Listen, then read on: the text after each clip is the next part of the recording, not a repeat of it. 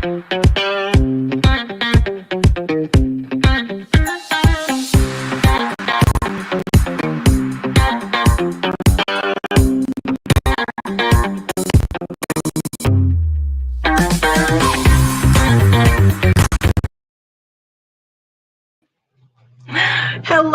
everybody. I don't know what's going on with that intro.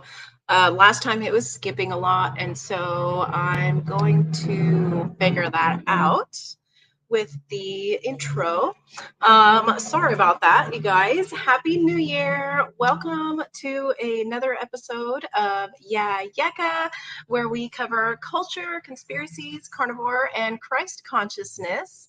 And today I wanted to go over some tips and tricks on how to stay meaty and healthy for this month. And those of you that don't know, January is World Carnivore Month. And so I have a few notes here for everybody, whether you have tried carnivore before, aren't familiar with carnivore, have been interested in carnivore, kind of try to do carnivore, but don't really know what to do exactly. And so I just want to go over some tips. I have a few little bit of notes written down here, not too much. But I just want to go over some of this and some meal ideas. And also, I'm going to offer tips specifically for 3 different types of, I guess, carnivore diet you could call. And so I'll give some separate tips, specifically one for those going full carnivore all the way, those that want to do low carb, ketovore, carnivore, and the ones that want to do animal based, which is meat and fruit and honey. And I'll go a little bit more into detail of what each one is as well. And so if you want to try full carnivore, strict carnivore, well, not super strict, but as strict as I would be, strict carnivore for me specifically is meat, eggs, dairy. I do prefer to try to stick with raw dairy and grass-fed dairy. Locally sourced dairy is always the best also. But full carnivore, it's meat, eggs, dairy. Some people allow spices and no sugar sauces like mustard and hot sauce. And so that's what full strict carnivore is. And I would recommend carnivore if you've never tried it. One, I also recommend full strict carnivore if you have autoimmune issues, if you have debilitating joint pain, if you have diabetes, if you're suffering with depression or other bad mental health issues, anxiety, and things like that. I definitely recommend carnivore for the more severe health issues. But if you're an overall healthy person, you don't necessarily need to try carnivore, but I do recommend everybody try it at least once in their life. It is best to try it 30 days. So January is known as World Carnivore Month. Dr. Sean Baker kind of put that name on January several years ago now. And so I'm jumping on the World Carnivore bandwagon, and I'm going to be doing my version of strict carnivore for this month and just kind of doing a little bit of reset. And so for me, I'll specifically be eating beef, organic pasture-raised chicken, eggs that I get from my local egg dealer. I just stocked up and I got 4 dozen eggs, and they are so delicious and they're beautiful. And I love that they're all the different colors and all these different sizes, some really big ones, some really little ones. And I'm also going to be placing an order with my local rancher. He sells longhorn beef, which is a little leaner than traditional beef. And so, you gotta, it's definitely different than regular beef. If you've not tried longhorn beef and you like leaner meats, I definitely recommend checking out some longhorn beef. If you live in Texas, it should be easily accessible. But I've been getting meat from him for a little while now. And so I'll be placing an order today, making sure that I get stocked up. Because if you are going to be doing strict carnivore, you do want to make sure you prepare and that you have snacks. If you've never done carnivore before, you definitely want to have food that's just ready to grab and go, because you will have cravings. If you've never had the benefit of getting to experience full carnivore, you will have the you will get the chance to experience all these crazy cravings in the beginning of it. But a full carnivore, you definitely want to make sure you stock your fridge and some really good snack ideas. I actually have a list here of some snacks that you could do. And essentially, you eventually don't want to be relying on snacks, but when you first do try carnivore, I highly recommend it because struggling to eat enough meat is one of the biggest issues that people have trying to start carnivore, because people don't realize how much food you actually eat during in the day, because most of us eat a lot of small meals throughout the day, and then we'll have snacks, and snacks don't count. So 2 pounds of meat a day is good, or a combination of meat and eggs a day is a really good starting point if you're doing strict carnivore. But some snack ideas are your favorite cheese, just some deli meats, pork rinds, and you can have pork rinds with like sour cream and hot sauce or salsa, jerky. You know, if you are going to be doing beef jerky, and this is going to be hard for a lot of people. If you do jerky, definitely look for ones without cane sugar and without soy, because those will just trigger cravings. And I know some people are able to do it, but if I would just recommend to start out with no sugar, no soy in your jerky.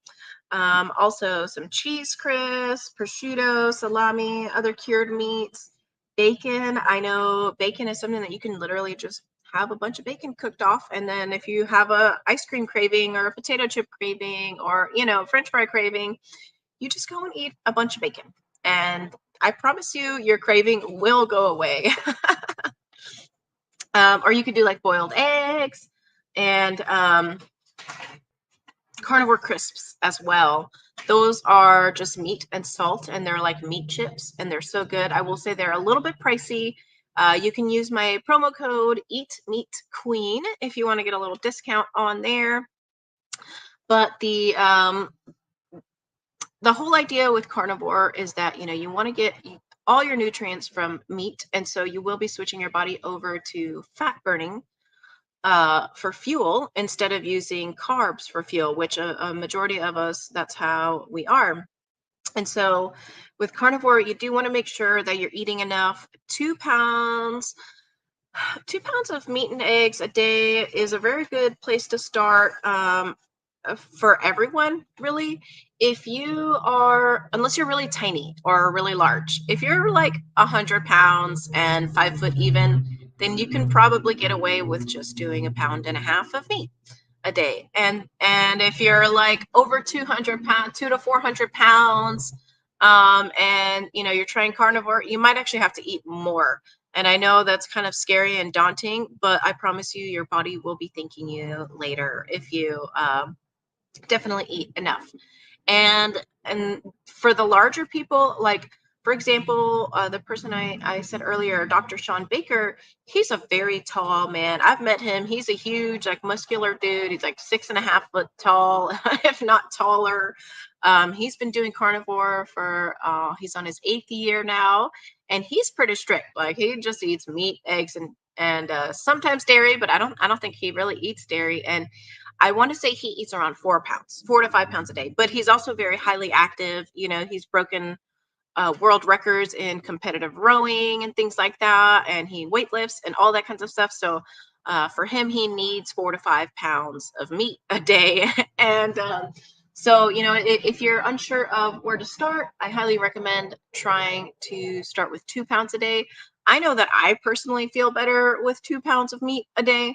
And I would say I'm probably, I don't know how much I weigh right now. It's been a little while, so I won't disclose that. Not that I don't want to. I just don't want to give you misinformation, and I really don't know how much I weigh right now.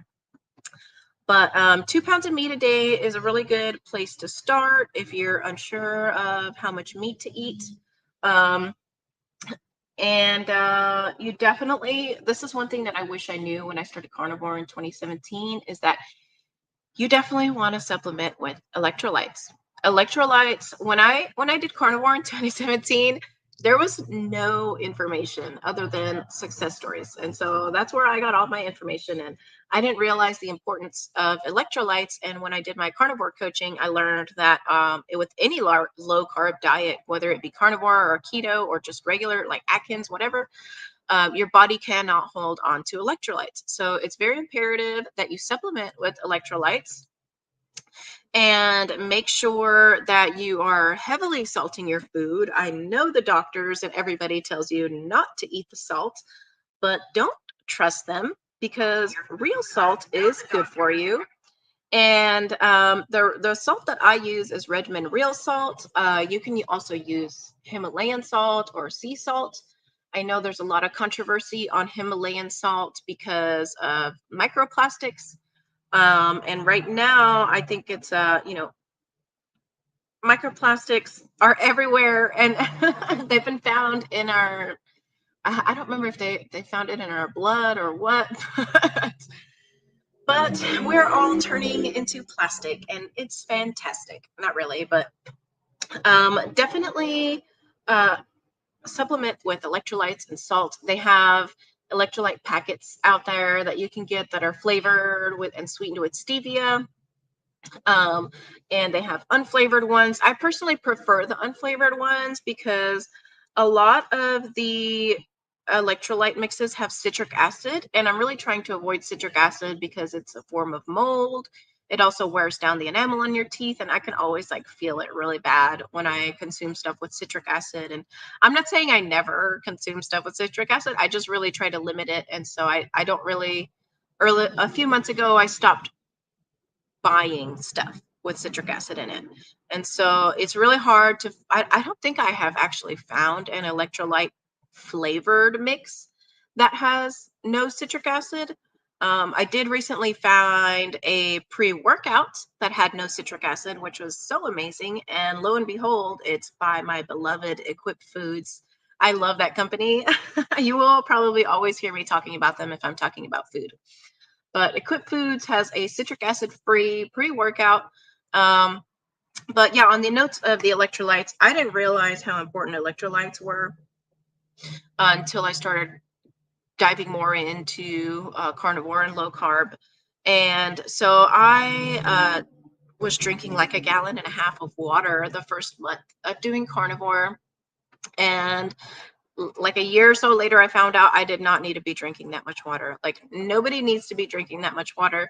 If you are drinking over a gallon a day of water and like you feel like you're still thirsty, or like if that's fish, like you have to drink that much to feel quenched, then you really need to look into adding electrolytes because it's not the water that actually uh, it doesn't the water isn't what gets the minerals into you. It's the minerals. You have to have the minerals and the electrolytes, the potassium and sodium and magnesium and all that stuff. And that's actually what hydrates you. It's not the water. And so definitely don't be afraid of the salt. Heavily salt your food. If you're doing strict carnivore, put a little salt in your water, put a little salt in your coffee. And I actually just take salt. I don't have an electrolyte mix. Sometimes I will get the Keto Chow brand, and they have just like an unflavored liquid electrolytes that you can add to your water. But I just take Redmond salt. I put like a little scoop on my hand, and then I just like pop it like a pill and I drink water down. I don't recommend swishing the salt around your mouth, which I've seen when I explain this to people, I always see them and they immediately just like swish the salt water all over their mouth and they're like, "Oh my god, it's salty." And I'm like, "Yeah, well, it's salt." Like when I say you take it like a pill, like I just mean you just swallow it back. You don't I mean, who swishes pills in their mouth? I don't know.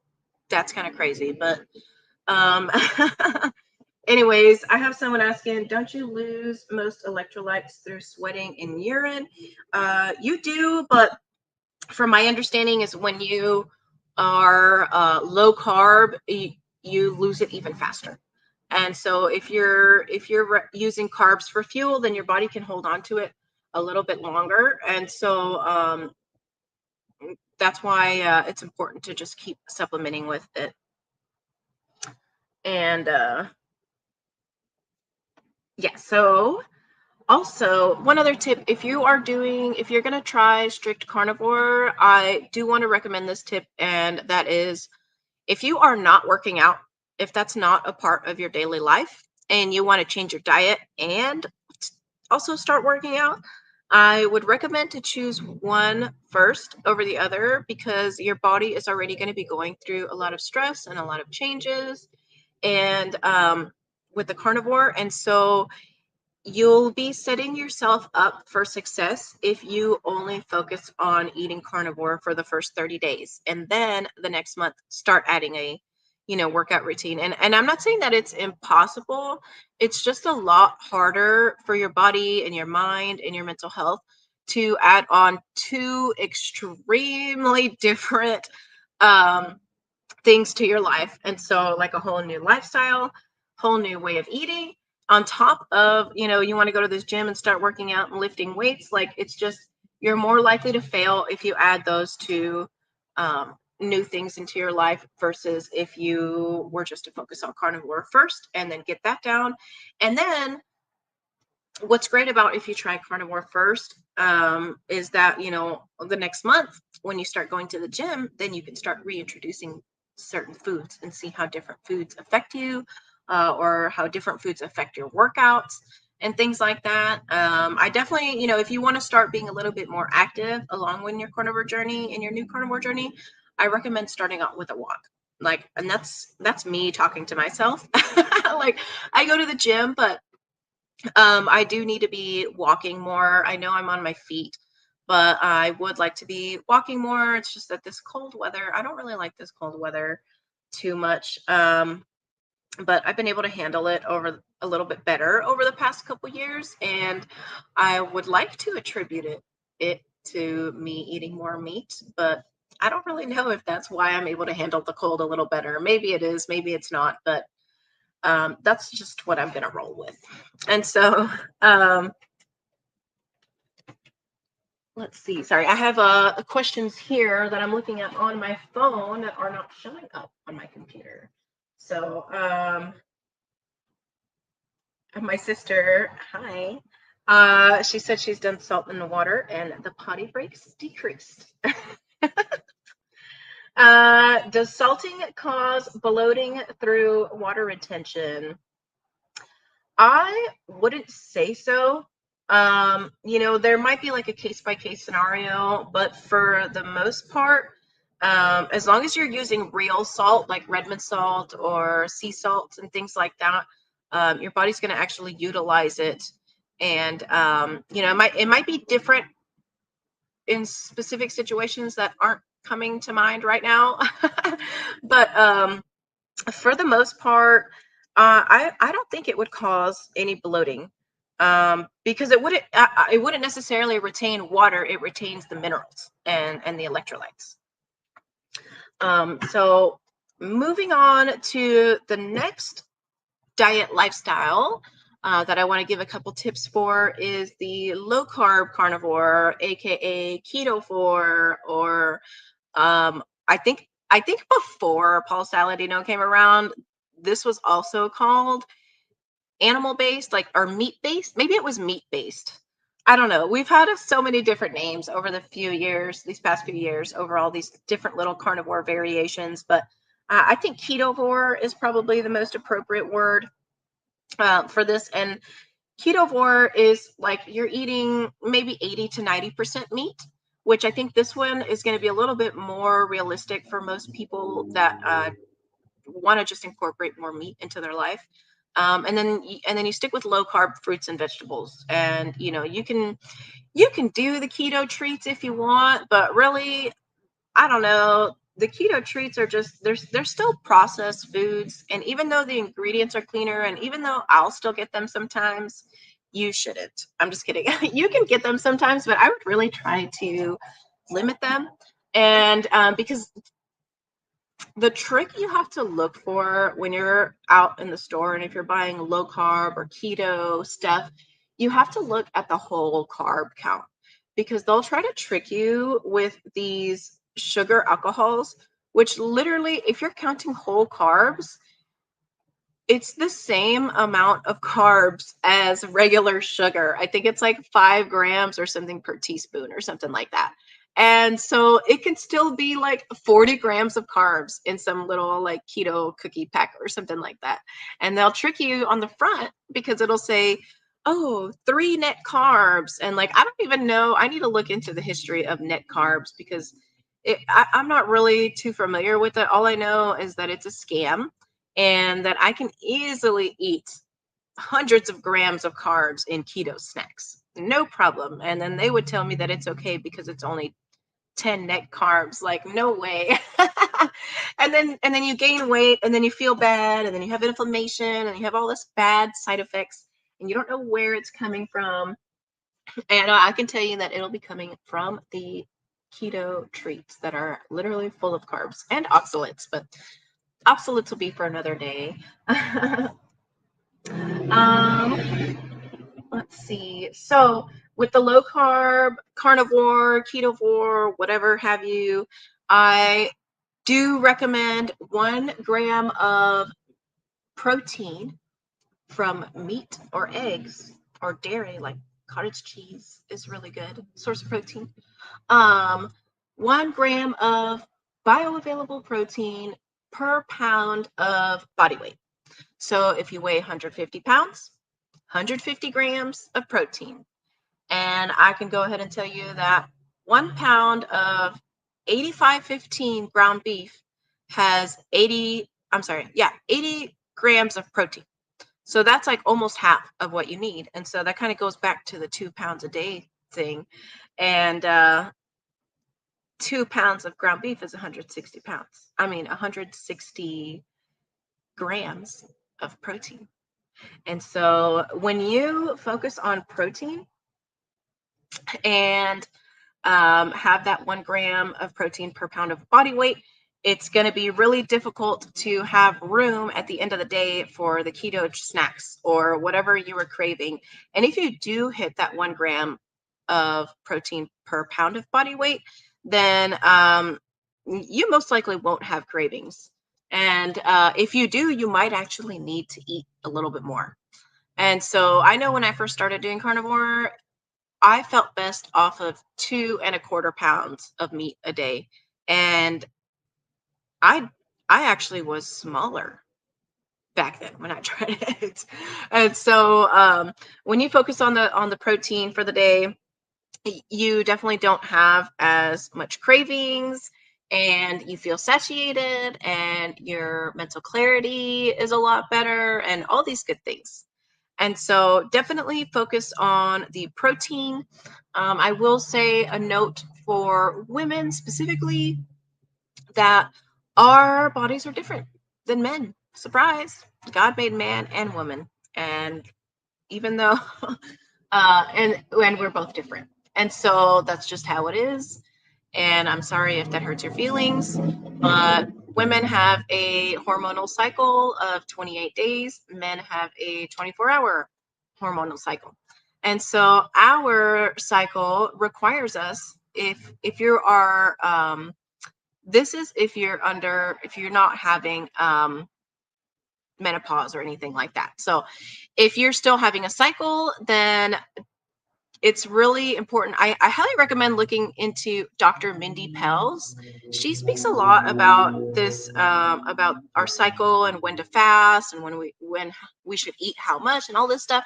And so, like for example, before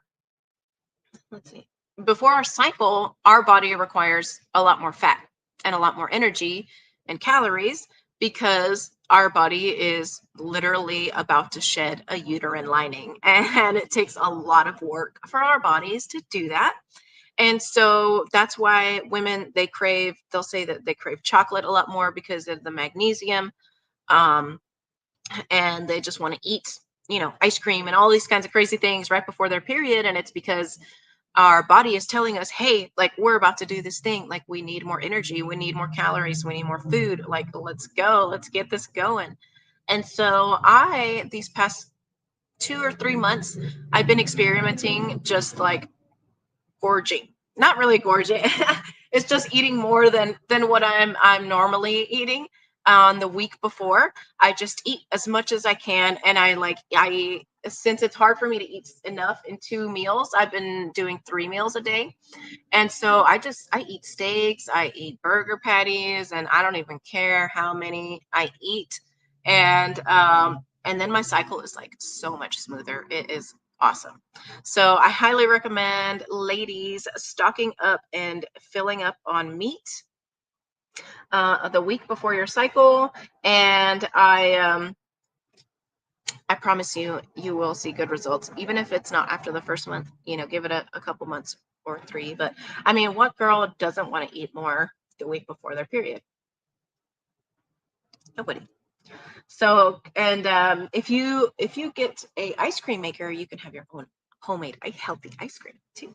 So, anyways, with the low carb ketovore, I do also want to state that if you have joint pain and while you're still doing this, I do recommend looking into trying to stick with lower oxalate foods. I know I mentioned it earlier, but so oxalates, I'll give you a little info on oxalates. The oxalates are basically a plant's defense mechanism. And a lot of plants have them. A lot of what people think are healthy foods have them. And I actually have to limit myself on some of these because my body is unfortunately sensitive to oxalates, which is very sad because I really like a lot of foods that have oxalates in them. But the low oxalate foods, like for example, the kiwi, when you look at it under a microscope, it's literally just like a bunch of little needles. And so when you eat that, it can cause inflammation. And some other foods that people think are healthy, but are actually really high in oxalates are brown rice, almonds, beets, goji berries, and our beloved chocolate. And it's so sad because I love chocolate. I love chocolate so much. But I had to like mentally break up with chocolate when I found out about the oxalates and that I specifically was sensitive to oxalates. And so I've had a lot of breakups with foods, I feel like, but oxalate is one that I'll just run back to him and I'll suffer through the pain and then I leave him again because he hurt me too much. But the chocolate, I have switched to white chocolate when I do eat it. It's a keto white chocolate. I use Chalk Zero is the brand, but I'll stick with white chocolate usually, and my body feels a lot better with the white chocolate. So if you're having joint pain or inflammation or anything like that, and you think you're eating clean and healthy, definitely recommend looking into your oxalate intake because honestly, I think a lot of people's health issues can be resolved just by cutting out oxalates. And because they're inflammatory foods and then they're touted as health foods. Oh, another one, spinach. Spinach is like the absolute highest in oxalates. And poor Popeye, you know, spinach it can cause you pain. It causes me pain. It almost causes me like immediate joint pain. And with all these high oxalate foods, you definitely want to just be aware of if you're having joint pain. And if you like, for me, since I really I don't eat chocolate on a regular basis. When I do run back to my boy chocolate, I eat enough of it, which isn't even that much, like one chocolate bar. If I eat that over a course of like 2 days, I will wake up feeling like an old lady. And my back will hurt, my tailbone will hurt, my hip will hurt. I'll have a little if I regularly eat chocolate or like brown rice or things like that with high oxalates over the course of like a week, like my hip pain gets pretty bad to where I might have to take some pain medicine, like an ibuprofen or something. And I don't like doing that. Like, I don't even like that I told you guys that I do that. But, and it gets really bad. And so I really have to be careful with that stuff. And it's so sad because I love all those foods. Like I love spinach too, Miranda. I love a good creamed spinach. Like, and I make a really good creamed spinach actually. But all these foods, I just I just try to be aware of how much I'm eating them if I am eating them. And then I have someone asking, isn't dark chocolate the healthiest if you eat them? So actually, dark chocolate has the most oxalates in it. And so if I do eat chocolate stuff that I'm going to suffer the pain through, I try to stick with milk chocolate because it's more milk and it's more cocoa butter and less of the cacao fiber, which I think it's the fiber that has the oxalates, because when I do the white chocolate, it doesn't hurt me like the dark chocolate does. And so, and because when I first did carnivore also, before, I was eating 100% pure bitter chocolate, dark, 100%, no sweetener, no nothing. And I would literally just eat it, like, because I was like, oh well, dark chocolate is the healthiest. And I couldn't find any, I didn't know about keto chocolates back then. And so I, like, all the chocolates had cane sugar, which I did not eat cane sugar, and so I would just get the 100% strict bitter, super bitter chocolate.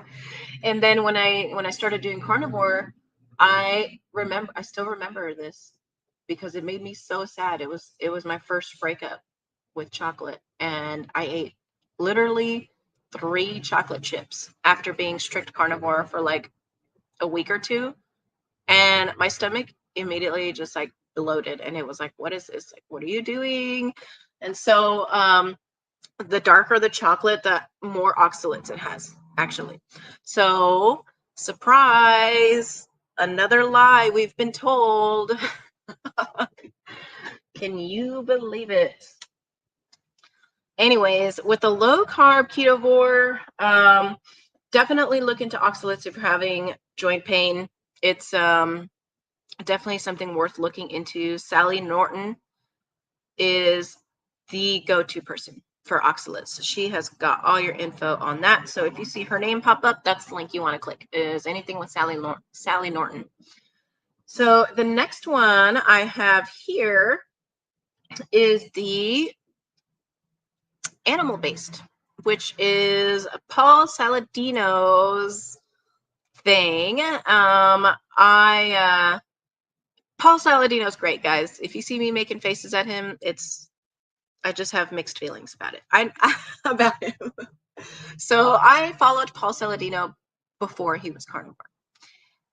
Not too much. It was or just as he was coming into carnivore, before he, got really big and stuff. And I was looking at his page, and I saw he was like eating mostly fruit and like all kinds of stuff like that. And I just never had like a really good gut feeling about him. And then I met him, and he's just kind of a little off, iffy. I don't really want to talk bad about him or anything, but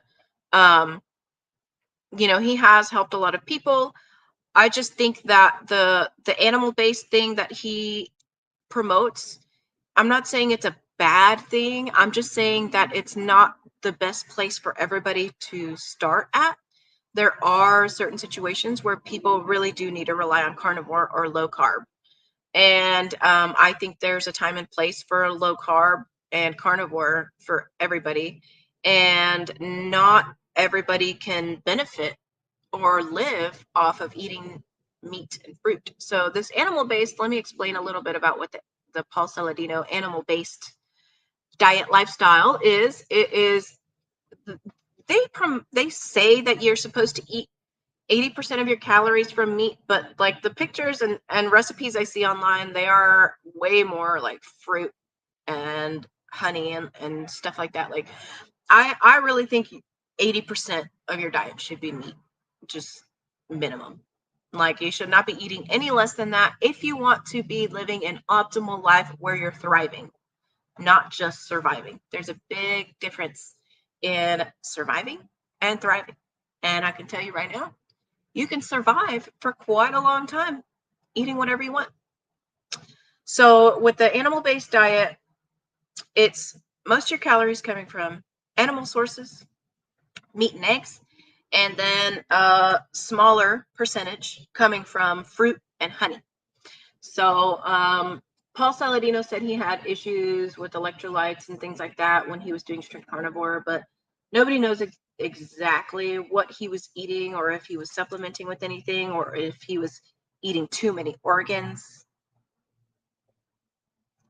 So nobody knows the real story. So we'll just go with, he says he's feeling a lot better with animal based, and so that's all.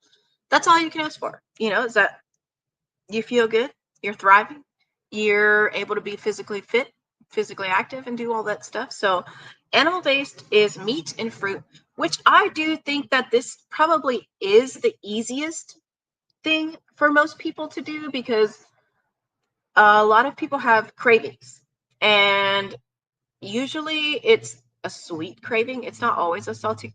It's not always a sweet craving. Sometimes it's a salty craving, but I would say a majority of people's cravings that they get, especially after eating a savory meal, would be for something sweet. It's just, I think that's just the majority of us, how we are. I know I'm like that sometimes, especially if I don't eat enough.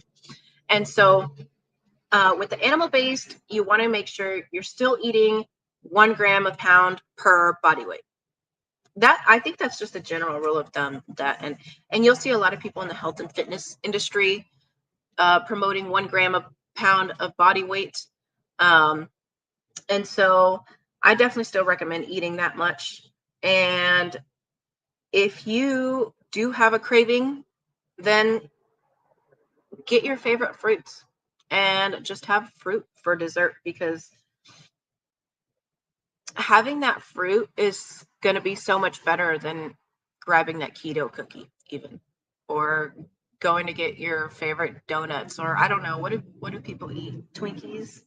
I don't know what people eat anymore. But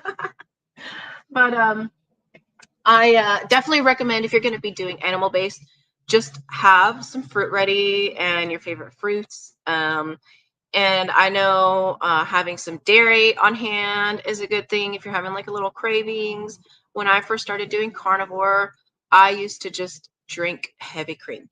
Anytime I had a craving, I stocked my fridge up with the brand Kalona, Kalona, and I can find them at the Sprouts or Whole Foods in Austin. And they are low temp pasteurized. So if you don't have access to raw milk, then definitely recommend looking up Kalona, because they're low temp pasteurized. And so it still has some of the beneficial stuff in there. But I was just like chugging that. And sometimes I would make like whipped cream, and I would just have like a bowl of whipped cream. But I was still seeing the benefits, and I think it's good for whichever way that you choose, carnivore, ketovore, or animal based. I think it's important to have that crutch, to have some sort of crutch, some kind of snack, some kind of treat that falls within the guidelines that you can run to when you need it. Because especially if you're doing this alone, it can be really hard, and there's all kinds of support that you can find online. But I don't know, for me, it's different. For me, I the online support, it doesn't really work for me. But if you are struggling and you just have like a craving, and you don't have any meat prepared, or you don't have time to go stop and get some burger patties or whatever, like have that thing that you can enjoy, and have that stack of bacon, or have that block of raw cheese that you really love, or have some frozen fruit, have some fruit in the freezer. That way, when you run out of your fresh fruit, you can go grab it and just have it frozen, or defrost it and have like a bowl of fruit, or pour some raw milk. One thing my dad did a lot, and so I'll tell you his unhealthy version, which it wasn't even that bad, but I'll tell you the two versions. So what my dad used to make growing up, he would have frozen blueberries, and we would pour it in a bowl like cereal with milk and sugar. And it is so good. And I will still eat that some days, just not with the sugar. And obviously, I use real milk, preferably raw milk. And then instead of the sugar, I'll do stevia, or I'll make like an equip protein drink blend it up with the milk, and then pour that over the blueberries. And it is so good. It's like a frozen blueberry cereal, and it just brings me good childhood memories. So, and then like for carnivore, like, have a stack of bacon or have having burger patties on hand. You will be surprised how much cold burger patties you will eat if you have them there and you don't have anything else to eat. Because with strict carnivore, I'll say, if you, in the beginning, your body starts realizing that it's finally being fed a proper diet and the proper amount of nutrients, that you're going to seem so hungry. And your body's going to be like, oh my God, we've been starving this whole time and now we're eating real food. Please keep on feeding us. And so your body is going to be really, really hungry in the beginning stages, and you're going to want to just keep eating and eating and eating. And I think that's why having that heavy cream for me on hand it just like came in clutch, because I would crave sugar and I just drank cream. And then the craving went away because I fed my body healthy fats and a lot of calories. And if you're scared of counting calories, or if you're scared of eating high calories, don't count your calories eating this way, because it will just go against everything. It'll just keep going against everything that we were ever taught. So don't count your calories on any of these because it will just it won't be fun. I promise. So just count the protein. Just count how much protein you're eating and make sure that you're eating enough. So I have a few more tips. What about sugar-free gum? So a lot of sugar-free gum has aspartame, which is literally poison. So you can look up the side effects of aspartame and freak yourself out if you want to do that. Or you can look up for cleaner gums, which I use. No, I don't have any here, but I like to get the gum, and I'll just order this off of Amazon, because I don't have very many grocery stores where I live. I have one grocery store, and they don't have any good gum there. So it's called Pure, P-U-R, which does have the sugar, alcohol, xylitol in there, but gum is not something that you eat. So, there's mixed information out there on xylitol, but I think if you're just chewing it as gum, I think it's totally okay. And so, sugar-free gum, I like to use the brand Pure, P-U-R. They have all the different like bubblegum flavors, and I always have that because I love gum. And I didn't realize how much I loved gum until I ran into a friend that I very rarely see. And he's like, "You're always chewing gum when I see you." I was like, "What?" And then that's when I just embraced it. I was like, I guess I love bubblegum. So if you like gum, check out the brand Pure. I know there's a couple other brands, but that's just the one that I've been sticking with, because there's very few ingredients in there. And then actually, there's this new gum that I need to get into, but it's not really like for normal people. So if you're like an extremist like me, then you can look into mastic gum, which is literally tree sap. So I have somebody that I need to reach out to. Thank y'all for reminding me. But I need to reach out to this company so I can see about being an affiliate with them. And then I also have some ideas to go with it too. But Pure Gum is the cleanest gum that I like to get, and I always have it on hand. Some little tips I have here. Let me look at my documents here. Some notes. If you're doing the strict carnivore diet or low carb carnivore diet specifically, and you're fatigued, you're irritable, you are experiencing headaches, you're constipated, you have foggy brain, if you're constantly thirsty or tired or lethargic, then I'll go ahead and tell you right now, you need electrolytes. You just need to take more electrolytes. That's all. You can eat some more meat too if you feel like it. The thing with strict carnivore is they tell you to eat when you're hungry. So you just think, hey, can I eat a steak right now? And if the answer is yes, then you're hungry. Because figuring out your hunger cues when you have not been feeding yourself a proper nutrient-dense diet is a whole thing of itself. Like your body has to like recalibrate, and you have to learn what real hunger signals are, because we're all so used to just like eating 3 square meals a day and eating snacks if we're bored, and and if we go out to go get stuff, go do whatever, our errands, and then we go out and let's go get a little treat because I'm out here doing things that I'm supposed to be doing anyways.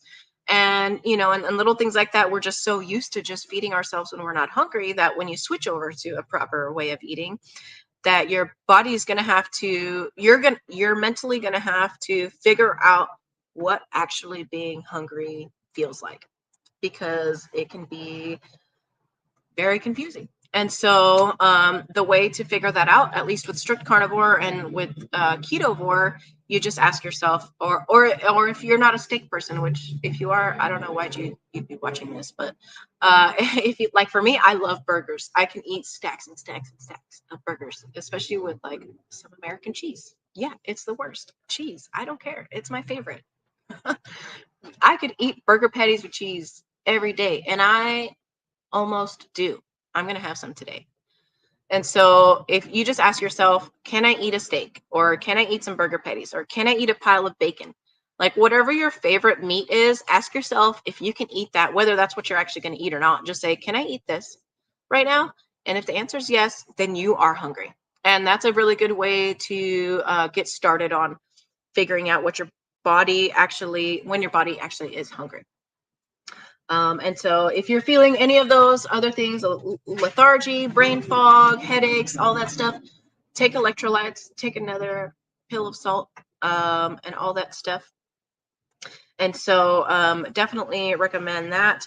And another tip I want to recommend, so I have written down here, bathroom problems. We're going to talk about poop for a minute. So people have a lot of issues with this, with carnivore specifically. People will either poop, they won't poop, or they will poop too much.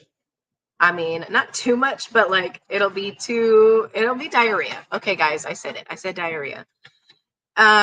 So if you are having loose bowels, I recommend looking at your fat intake. Your body might just not be able to handle all the fat yet, and you might have to be slowing down on your fat intake. Maybe don't put so much butter on your food, or maybe cut off some of the fat off of that steak, even though it's so delicious.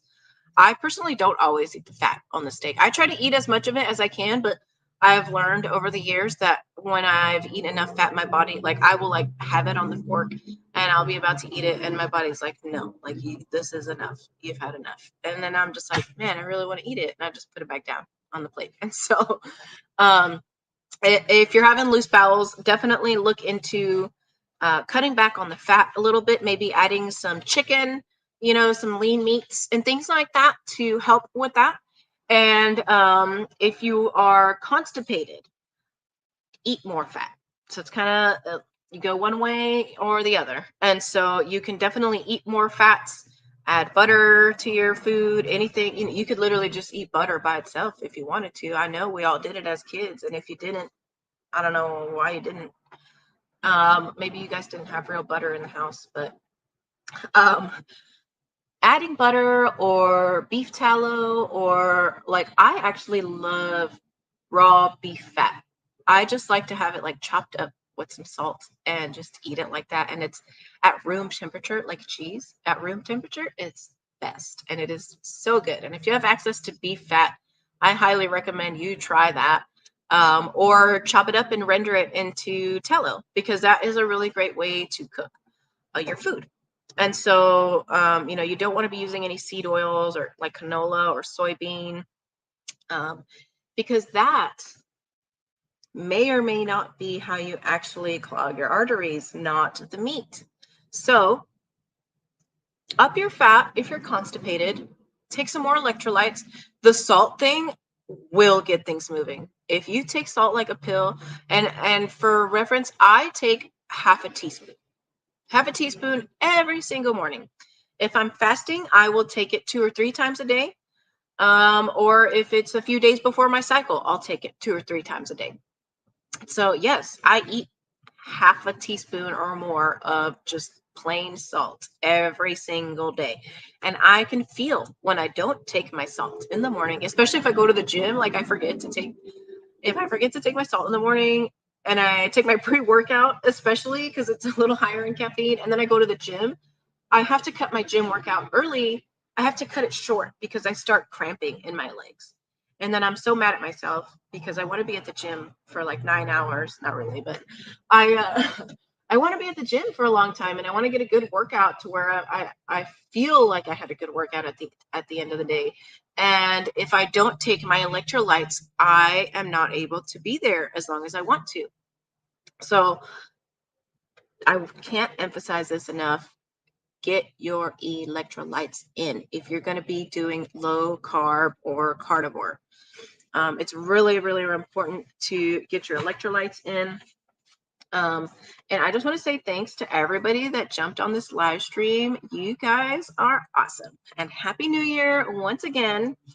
I have this, I printed this out. I have these like little sheets. It is carnivore meal ideas, and there's some links on here, and there's breakfast, lunch, dinner, snacks, even dessert ideas on here, along with some of these notes that I went over with you. But I have this, it's a Google document.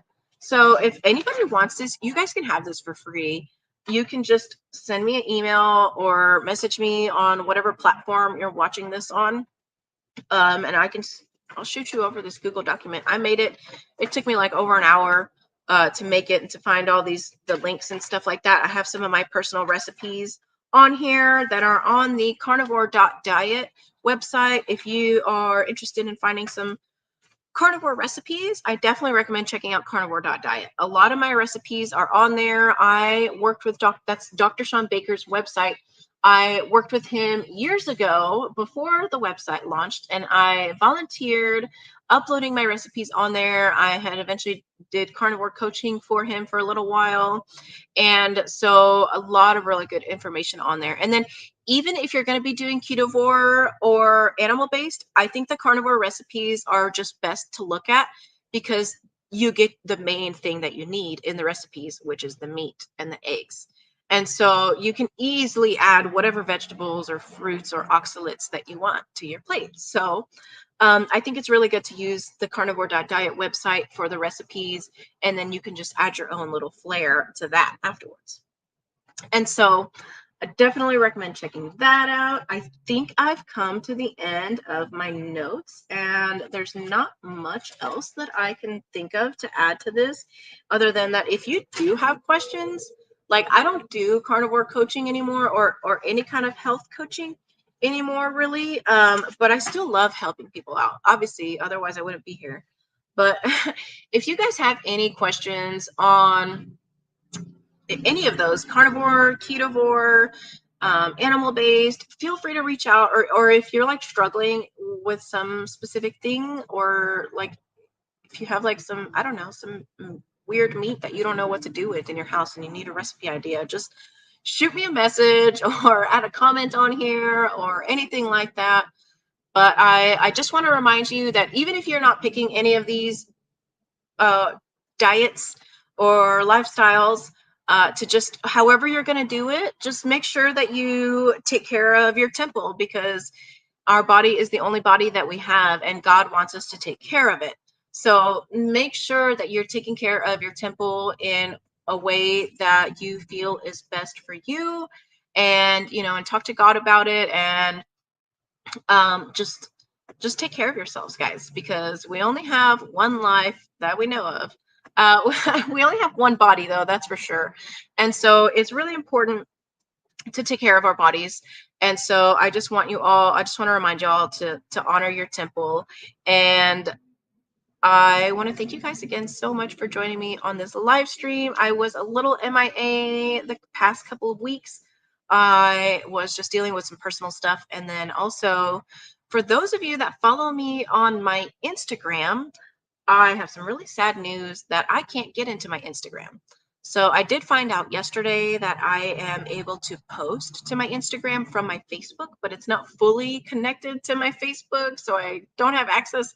Anyways, it's been such a headache that I'm really trying not to think about it, but I do want to let you guys know that I will be doing live streams, more and more videos, and focusing on my YouTube and Twitter and all the other social media accounts that I have now, and on my Facebook, and then also on my other Instagram. I'll probably just, I don't know, I'm still a little torn on if I should just restart my Instagram with my Yeah Yeka Instagram, or if I should just post to my Eat Meat Queen through Facebook. The thing is that I can only put up posts, so like I can't share to my stories, or anything like that. I can't send people messages, or actually, no, I can send people messages. It's just I have to do it all through the computer for my Eat Meat Queen Instagram, and it's a lot harder, especially because I have all the contents on my phone that I share with you guys. And so I'm a little torn on, I'm trying to figure out if I should just start over with my Yeah Yeka account, or keep posting on my Facebook through, I'm sorry, keep posting on my Instagram through my Facebook. I'm not really sure what I'm going to do there, but I'm just going to keep going, even though if I don't know what I'm doing. None of us really know what we're doing anyways. We're all figuring this out together. So thank you guys again so much. I do want to give a big shout out to my sponsor, Wise Wolf Gold and Silver. If you follow me, then you probably are aware that the dollar is going to crash, and we might not even be using dollars anymore in the future. So definitely look into stacking gold and silver, because it has withstood the test of time. It's always been money. It's always had value. It always will have value. It's biblical money. Gold and silver are in the Bible, so that's how real you know it is. And there's gold in heaven too, but you don't have to wait until you get to heaven to stack gold and silver. Check out my link, yeka.gold. And until next time, you guys, thank y'all so much for being here. God bless.